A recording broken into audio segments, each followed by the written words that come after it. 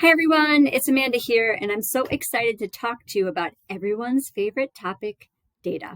And I'm going to talk to you about the top 5 ways to use data to inform your instruction. And what I think is super interesting about data is that in the classroom, teachers make like 1,500 decisions a day.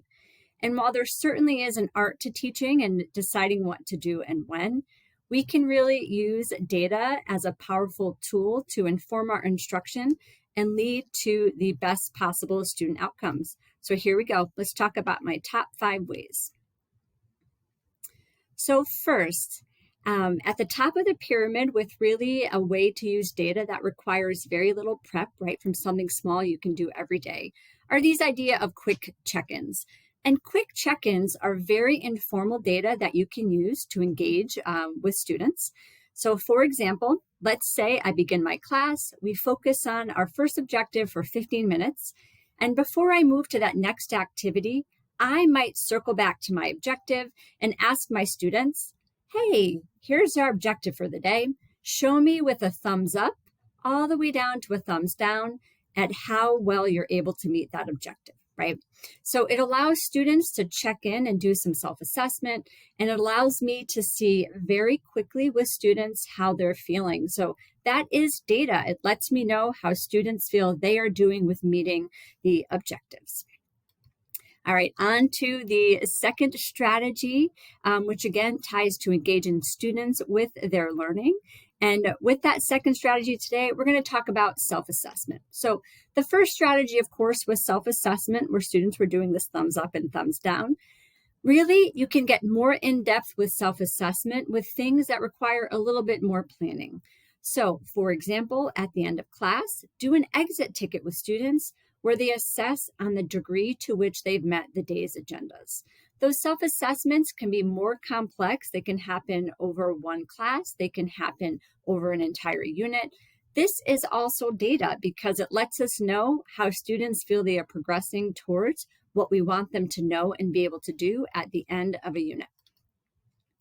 Next, on to our third strategy of ways to use data to inform our instruction is technology. And what I love about technology, this is a case where we can harness technology to support our work as educators. Many apps or many online software, such as GoFormative or Google Forms, have the ability to give us information very quickly about how students are performing. In particular, something like Formative, I guess it used to be called GoFormative, but now it's Formative, really gives us data by question. It allows us to see how students do with specific questions. If we do grade questions, it lets us get percentages of which students were where. And so this information can help us figure out where we need to focus as educators and where we need to spend some more time, right? And it gives us data to help us differentiate by where students are and what different support students may need. All right, fourth strategy to use data in your classroom are pre-assessments, right? So I'm kind of moving in the triangle in terms of sort of the amount of work it takes and the planning that it might take to do some of these strategies.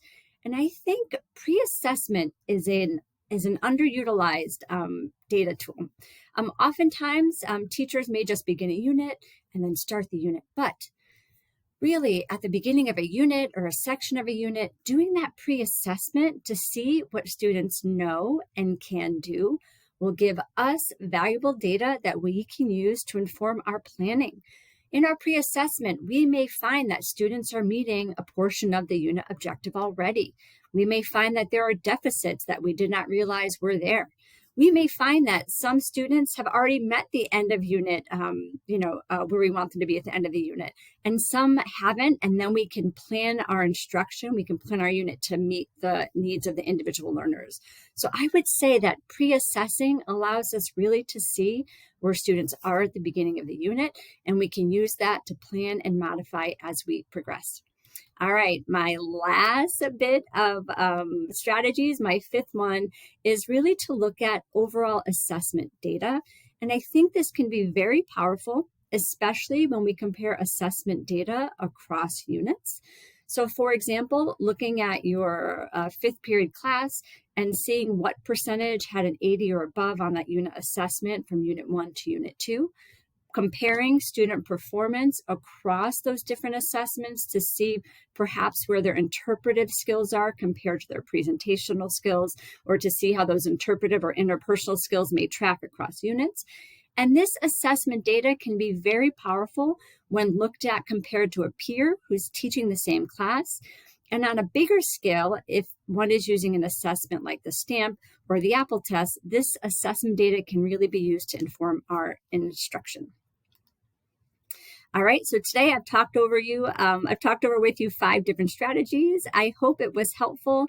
Your top 5 ways to incorporate data into your classroom. Thank you so much. I hope we can connect soon at an upcoming Colt initiative, and I hope you have a great rest of the day.